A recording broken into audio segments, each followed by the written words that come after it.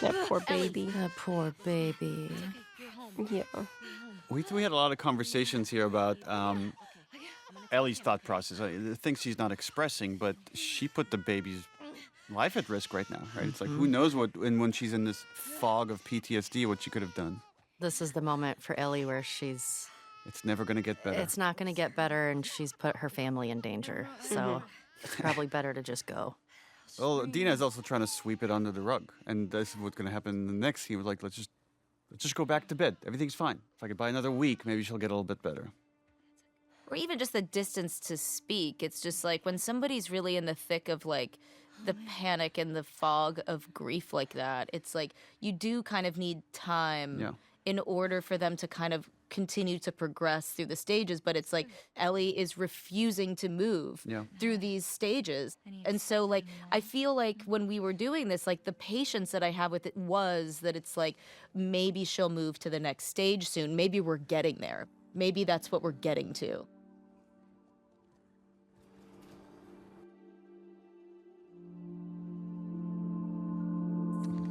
I don't know if we ever talked about this, but we had a whole different version of this part of the game where it was Maria that showed up. Yeah, but we felt it would be more intimate if it were seeing how broken Tommy was. Well, it should be like feel more the guilt of like seeing the damage on Tommy and having Tommy been changed over this year since he got back to Jackson, of like the guy that wanted to protect Ellie and not go on this quest for revenge is now guilting her into it. I like that you're coming in late and you're seeing that this man has been very broken, and we're getting a sliver of how the abuse he experienced and the things that he did in Seattle have irreparably damaged him. And he's standing right in front of Ellie, and Ellie is looking at how irreparably damaged this man is, and she's like, yep, let's do that to me too. I'm willing to see the ghost of my future. That's the fate I deserve. Sorry. Nah. We talked about it a lot, and yeah, it's what we both want, so. Well, the other thing we were talking about is the other big Ellie-Tommy scene is after Joel's death and how they can't look at each other. And then this happens again here. Once he asks her to go, she can't look at him. I think it's a confrontation thing, or when I'm feeling anger, I get uncomfortable, like I don't want somebody to see it. It's also the shame, right? Of the shame of... Yeah. I'm letting you down. I'm letting Joel down. I'm letting myself down. Yeah. Described her as built like an ox, traveling with a kid with scars across his face. He said they're living... I also think that there's something important in the scene for Dina, right? Because Dina has been such an amenable partner through so much of this game and their journey, and even when Ellie's off the deep end, Dina is a nurturing force. And here she's finally drawing the line. We're done with that. She's finally like, we're done with that. I'm speaking for Ellie now. There's a line here, and you've crossed it. And like the rage I felt too when he keeps going, I was like, it's insidious. You know, it's like he came and brought the virus back into the house, and now she's sick again. Think of all the guilt he's carrying. He failed to save Joel. He failed to save Jesse. He failed to get Abby. He's fucked up. His marriage has fallen apart. All he has left now is this revenge. That's it. Well, it also it goes back again to that ego thing where it's like, you asked me to do this and I did it. I went to Seattle. Now I'm coming back for you to pay up, and you're going to be a little bitch about it? Well, and again, he's too blind to see the suffering that she's going through. All he could see is like how damaged he is. But what he's say like, oh, you live out here, and like, and you got your family, and everything's cushy, and everything's fine, and I'm the one suffering. But he doesn't see that he's not the only one suffering. What a joke. And I love that Jeffrey, when Dina walks over and Ellie's sitting there at the table, and Jeffrey is not even acknowledging Dina. In a way, Tommy might feel like, I'm more family to you than Dina is. I've known you longer. Like, that's exactly think what of everything it felt, we've been through. And it's the only time there's really personal conflict between Ellie and Tommy. That's one of my favorite Dina moments. Yeah. Because it felt so real. I was so mad. Yeah. Just like flying out the screen door and being like, listen, motherfucker, get off of our property. I love it.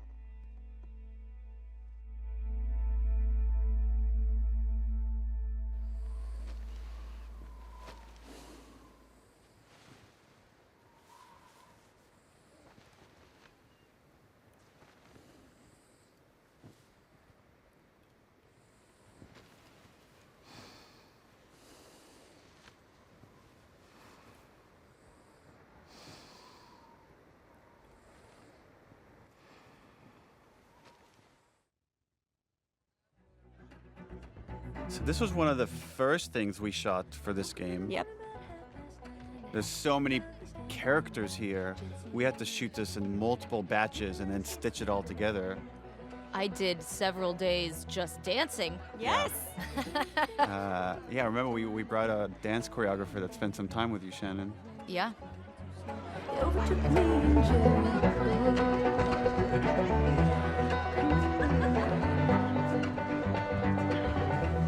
This was the demo, and so we had to.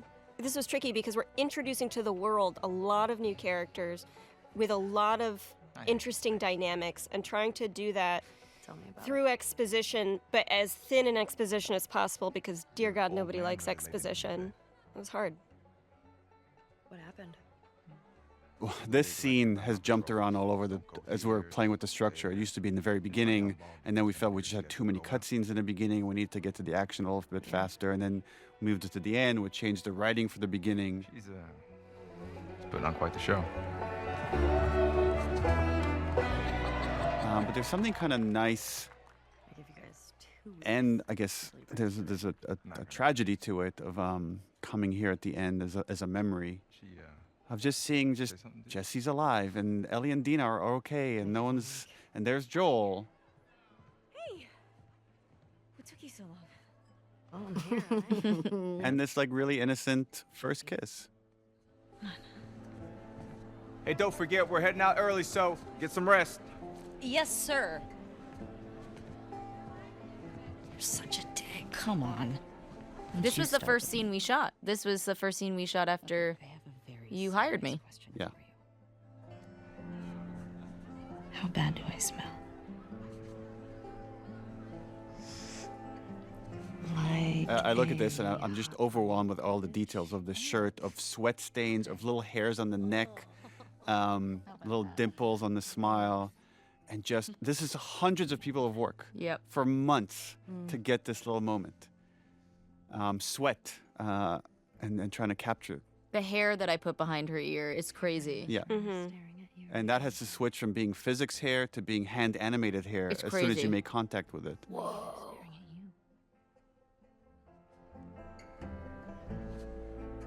not. And even just the kissing, like, I mean, it's just, it looks so realistic. Yeah, and it it's actually a does. combination of several performances all stitched together right here. And then the lighting has to change from shot to shot. It's interesting highlighting the bracelet that's back on Dina's hand. It's a nice just nice love it. reflective moment of like how innocent things were for all these characters. Yeah. I love just the little surprise on Ellie's face, the little like moment of shock before melting into it. And then we're about to get into Seth. And again, Shannon, your rage is so real here. Hey, this is a family event. Fuck are you looking at? This whole interaction was based on one time I was at Blockbuster and I'm just talking to my friend, I'm throwing curse words around, and the dad in front of me had his 2 kids, and he's like, "Do you mind? There's kids around." And that always stuck with me. I felt such shame having like used curse words in front of these kids. Did you just say? Ellie, Ellie, don't. Get the hell out of here. Get your hands off me. Hey! Enough. Go on, you. Let's go for a walk. What about them? You worry about yourself. I feel so bad for Joel here. Ugh, me too. What is wrong with you?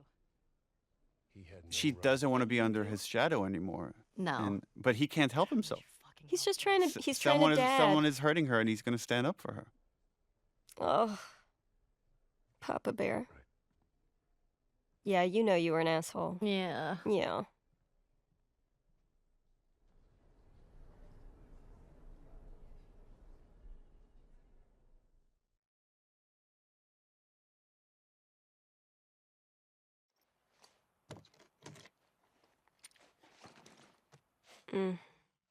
Saddest scene. Yeah, with the first game, right, we're talking about how do you take this obsession of love, of a parent's love for a child, to the end of the line, and then this has the reverse of it, of like how do you take hate to the end of the line, which is also like another expression of love. And the engineering of it was that here she has this family that loves her, and it's not good enough because she's letting down Joel in her mind. I love the different energies that you both bring to this scene where Dina is giving it her everything in this fight, and Ellie just has to shut down. This scene, my God. I have to finish it. I was so hard to leave you because you were so upset and so broken and so sad. And I was like, I should, my must stay. I'm sorry. I would argue this is maybe Ellie's darkest moment, even though I know where we're going, because this is the choice where she Yeah, forsakes. this is where she makes the choice. Yeah.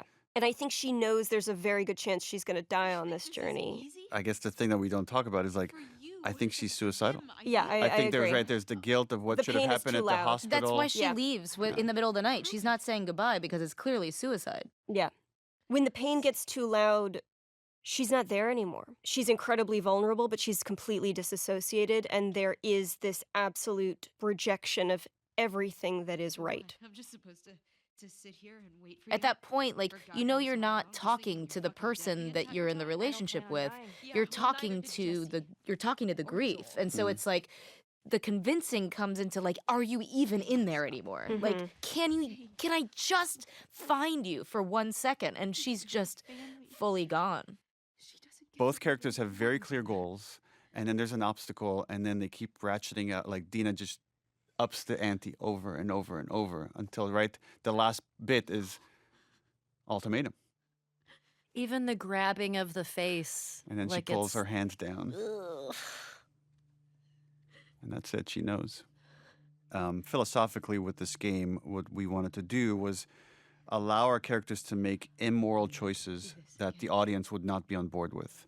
Up until now, like, we shed some of the audience of, like, the Nora torture. Some people have issues with that, or certain other kind of violent moments. But here we lose almost everybody. And it is by design in that way of, like, you're now, like, playing this thing that you are not on board with at all. You have to keep going. And in a way that does align you with Ellie.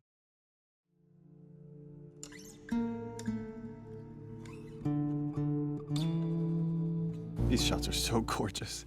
There's a nice misdirect coming up here. We purposely gave Lev chucks, so you're thinking for a second that, oh, okay, this is where I pick up Ellie's journey. And again, now you've been a while away from Abby and Lev, and now Lev has fully shed his seraphite exterior, has hair. I love to see their growth, their relationship in this moment. Okay, Constance.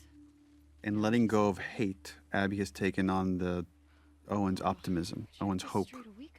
This thing that was just this flame that was almost completely extinguished within her.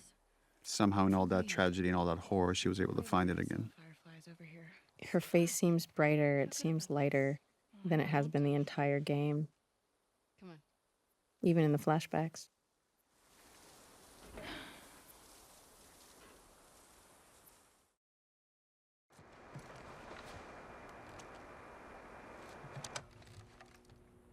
Is this frequency currently in use? This is so small, but I love the hope. Again, it's just like she has a bit of hope here, and then it's cranked up to 10 when she hears the fireflies on the other side of this radio. Can anyone hear me? And isn't the firefly on the other side of this radio another Vox Machina hero? Is it really? Yeah, Who is it? Liam O'Brien. Is it? Yeah. He was my fellow nurse, wasn't he? In the He the was. scene? Yeah, we your were the fellow two nurse nurses. in Last of Us 1. Is this frequency currently in use?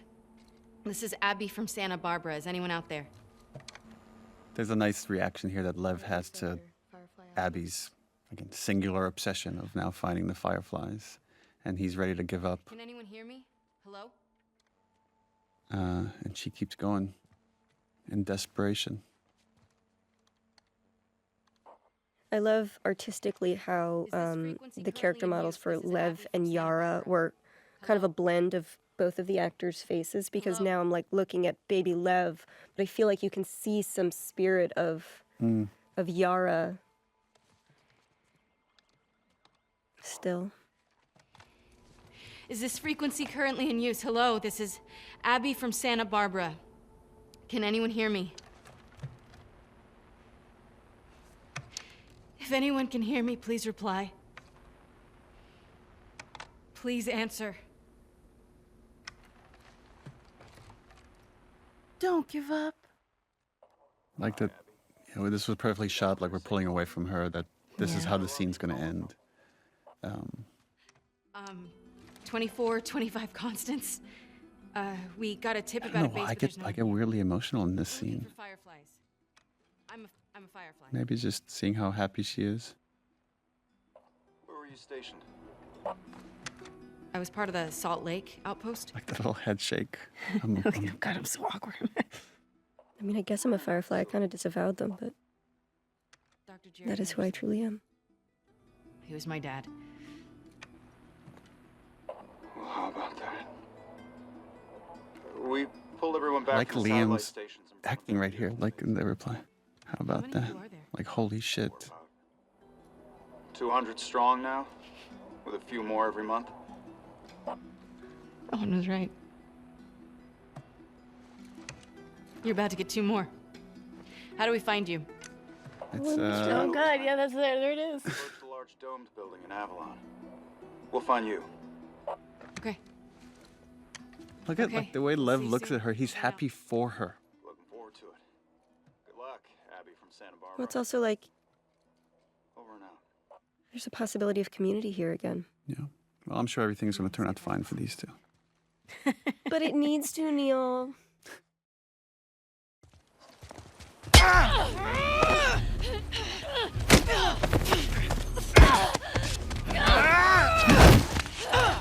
Here they get ambushed by a new group, the Rattlers. The Rattlers are the worst people we've encountered in the game for both practical reasons, which were we want you to get to see Ellie at her most vicious, most violent. We want her kills to feel brutal and justified. And we want to feel like Abby and Lev, were they not saved, would have died. There's also, with this group, wanting to make them really awful, to play a little bit with tropes and structure and misdirect the player, that in a lot of these stories, you have these two characters that you're rooting for against each other, and then there's a really evil force, and you see them team up, and they're going to work together to defeat the bad guys. And that's not how this plays out at all. That always felt a little too cliche, and I don't know if it really spoke to the themes of what we're trying to say here. But we wanted the player to think that's what's going to happen.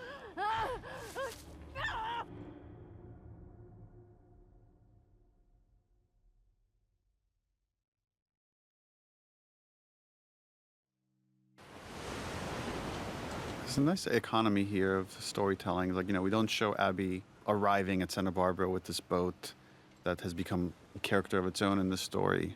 And we're just here with Ellie picking up the tail end of their journey. There's also like a really interesting note here from Abby.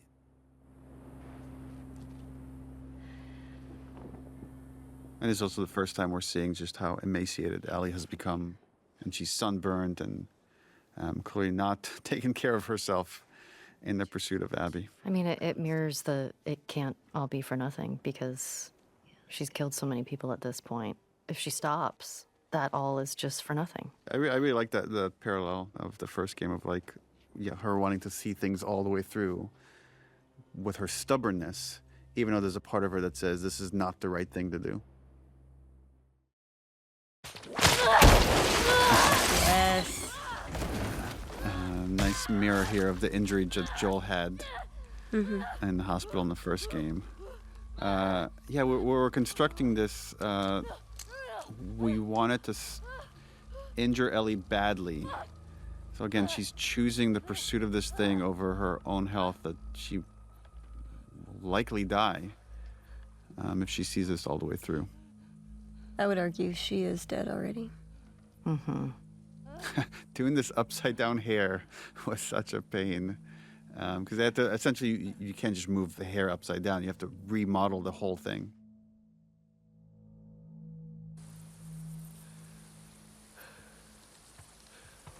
And we wanted her to have lost so much blood. It's again, the whole thing is starting to feel like a fever dream, and she thinks she's seeing like Abby and Lev, and then realizes, oh no, it's.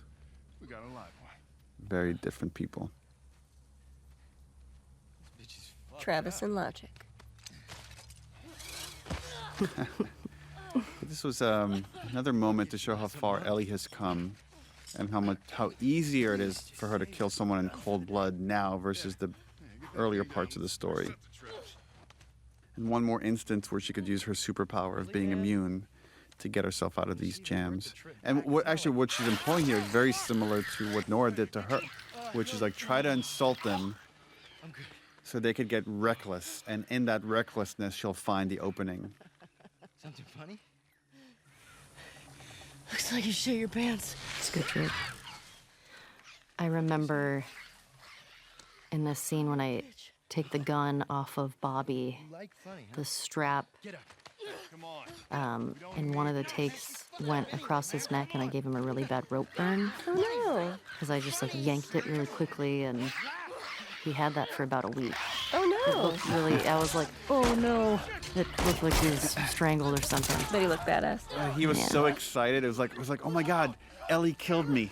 He was such a fan of the game. That's right, he was excited. I love how efficient that action is right there. Of just grabbing the gun, spraying across his legs. And watch this little smirk that you give when he points out your bite. Because he doesn't know you're immune. No one's immune.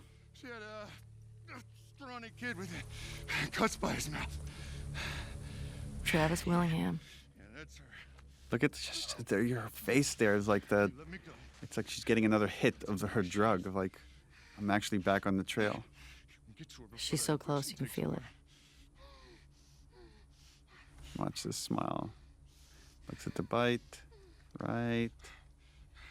Talk. There.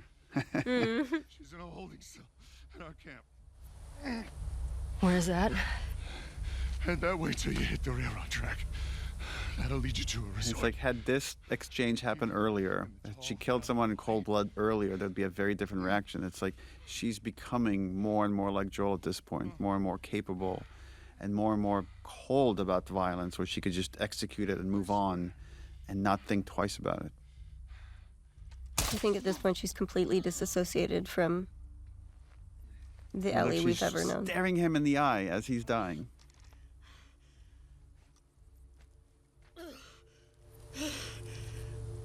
And just a hint that the injury's getting worse and worse. But again, she's not going to stop. She can't. Not yet.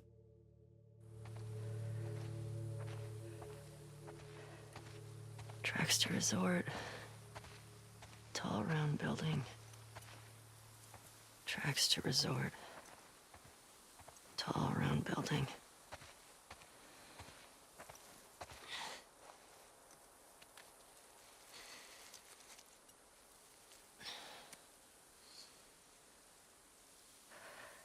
Fuck.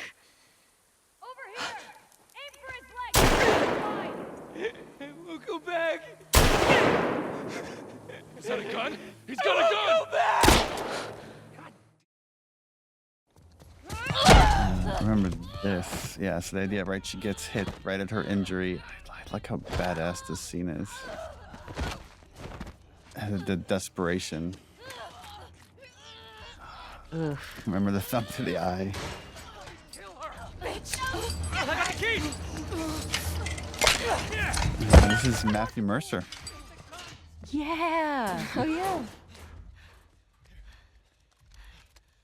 What I like about this sequence, too, is, like, you can look at everything that Ellie does is so ugly and so brutal and so unnecessary, but had she not come after Abby, who knows if these people would have ever been free? Who knows if this uprising would have ever happened, right? So again, there's these butterfly wings happening because of all of the choices she's made, that none of them are just black and white. You've got this constant gray you have to reconcile with. How they're staring at her like she's some kind of wild animal. Again, like there's this whole crazy thing going on here of like slaves and slavers, and Ellie cares none of that. It's just she's so single-minded about Abby, and pretty soon, she, like in gameplay, she's gonna just start repeating Abby, Abby. I wonder how much of Ellie is hoping to die in that. It's you.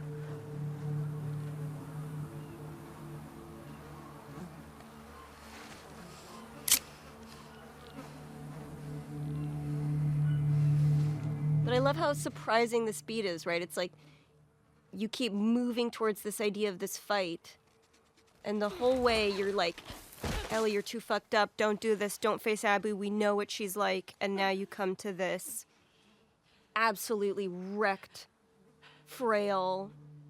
I also love it's pretty much wordless, and you could tell so much with the performance what's going on in their heads, and you could see Ellie's confusion and anger and sadness for what she's witnessing.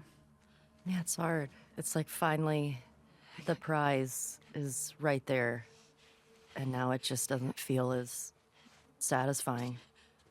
I always read that like there are boats this way moment is like, if I'm nice to her, if I'm just like treat her like not my enemy, then maybe like this will all go by quietly.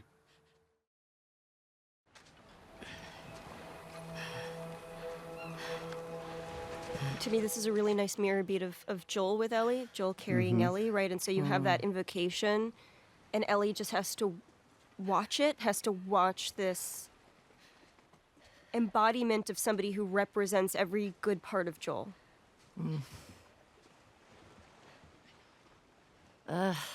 It makes me so sad. This scene. It's just because Ellie doesn't know what to do with all of that anger and that hurt from losing Joel. And now this is the moment. Yeah, because at this point, that's all Ellie has left. It's just this fucked up quest.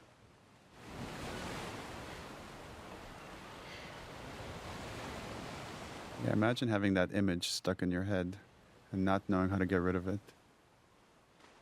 Yeah. And killing somebody else is not going to do it, but You have to get to that point. You have to realize it yourself. We actually had a really fun day. Yeah.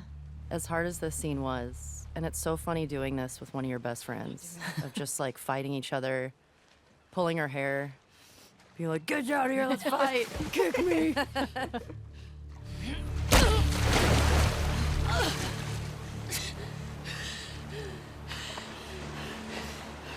No.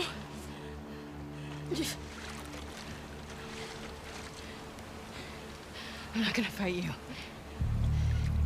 I think that threat is fake, right? It's I don't think. Yes. I don't think. She's bluffing. I absolutely think she's bluffing. Really? Yeah. Yes, but I agree, but what would have happened if Abby was like, No. no? Like, I feel like she still would have pushed that. I would think she would have pushed that knife in. This is great that there's all these different interpretations. That's 'Cause so I cool. I don't think she would.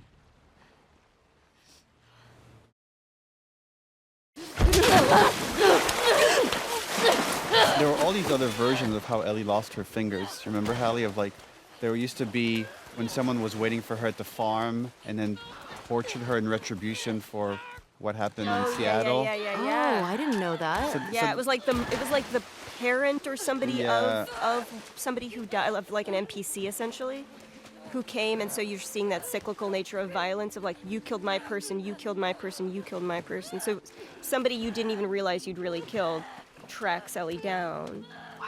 I love how you pin her with your knee. Yeah.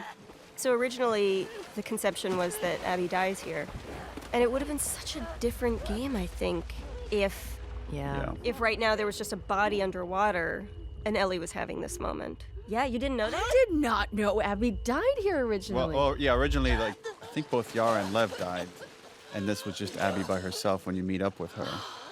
And then Ellie kills Abby. Rough. Yeah. I think leaving Ellie with 3% of the humanity that she got from who she was, that good kid, that scrappy kid that Joel helped shape. I think if she killed Abby, you would never see that kid again. And this gives a hope that she's still in there a little bit and could be maybe revived in the same way that Abby was revived in the right circumstance. I agree. Seeing the reactions, there's people that wanting to know, what was it exactly that made Ellie stop? Is it Lev? Is it this memory of Joel? Is it everything she's experienced? Is it just like Abby's state, that it's not this person that defeated her in the theater? And to me, it's all those things. The way our brains work is so messy. And that's the story was always meant to be very messy in that way, that there aren't these clear-cut answers. To me, that moment is 2 more seconds, this girl is dead. So I already know what this feels like. I can see what I'm going to feel like 5 seconds from now. Yes. And it's no different. Yes. So why?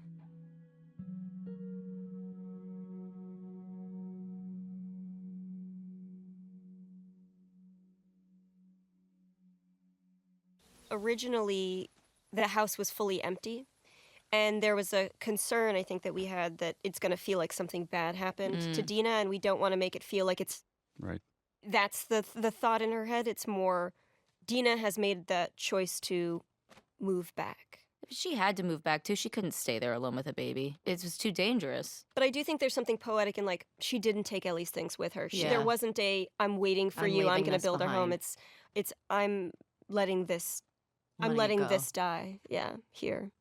And I'm going to let everything rot for you. Well, that's really bleak.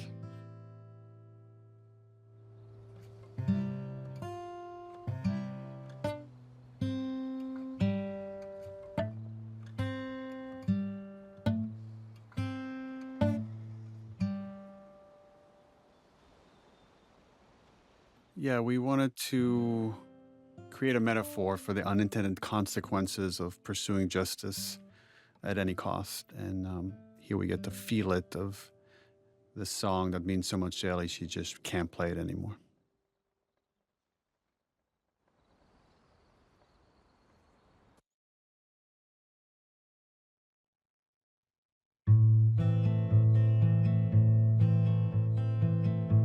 Also interesting thinking about Joel's headspace right now, like just been humiliated by Ellie in front of everyone. Who knows what's going through his head, but for me, sometimes when I get just filled with anxiety, it's guitar. It's just sitting down and just jamming and just... Yeah, not even playing a song, just playing through something. And we've had this scene at different spots of the game until we finally landed. It's this final moment. Yeah, I think originally we were going to put it before the midpoint showdown of the game. Right. Oh, it plays so much better at the end. Yeah, no, now you can't imagine it anywhere else once it's here. What are you drinking? Traded his soul for coffee. Where'd you get that? Those people that came through last week. Oh. I would do the I'm same. embarrassed as to what I had to trade. This is the most Ashley has ever pushed back on a scene. Wait, really? Which this was because originally it was written that they hug at the end of this scene, and you're like, I don't know if they would. I'm not sure like we could get all the way there. You were a sport about it, and we did 2 versions, one with a hug, one without a hug, and they were both very, very good. But ultimately, you were right. They're starting to forgive each other, but they're not fully there. Ultimately, makes it more tragic. Yeah. I think that's why she goes on this journey, because it's just like it was never solved. Our relationship was never fixed. Dina. Is she your girlfriend? No. No, that was just one kiss. It doesn't mean anything. She just, I don't know why she did that. But you do like her.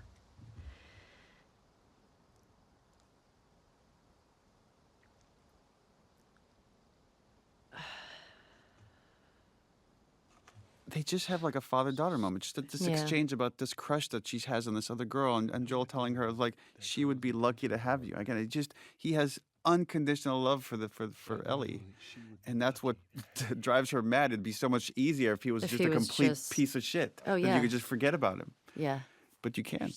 I mean, that's what's hard. I mean, she knows that he cares, and she knows that he does love her. I was supposed to die in that hospital. I also love that you My life bring don't it back fucking to matter. we're talking around the thing that we need to talk about. You took that from And me. you doing all of these gestures to try to make it better is not what I want. I'm going to bring it back to what the issue is, and that's I should have died in that hospital. I also love watching. When do you both decide to make eye contact? Oh, right. Interesting. And it's like right here for the watch at the end of this statement for emphasis. All eye contact. Because I am dead serious. I don't care the cost. I would do it all over again, even if it means I lose you. There is something to be said for your writing in this, which is, I would do it all over again, and I would do it all over again. Walk the knife's edge of meaning, because there's one that is repentant and there is one that is resolute.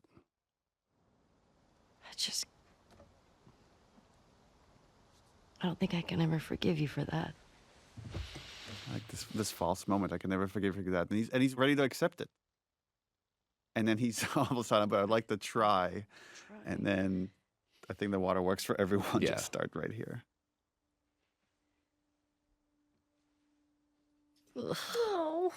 We did a lot of work of just writing these scenes and not being heavy-handed to talk about theme, but there is something about just the placement of the scene here. And it's a scene about getting over some horrible transgression that one feels. Because there's other things that are worthwhile in this world than just kind of living in this resentment next to the moment where Ellie decides to let Abby go. And whether she fully forgives her or not almost doesn't even matter. It's just she knows there's other things in life that are more worth putting your focus on.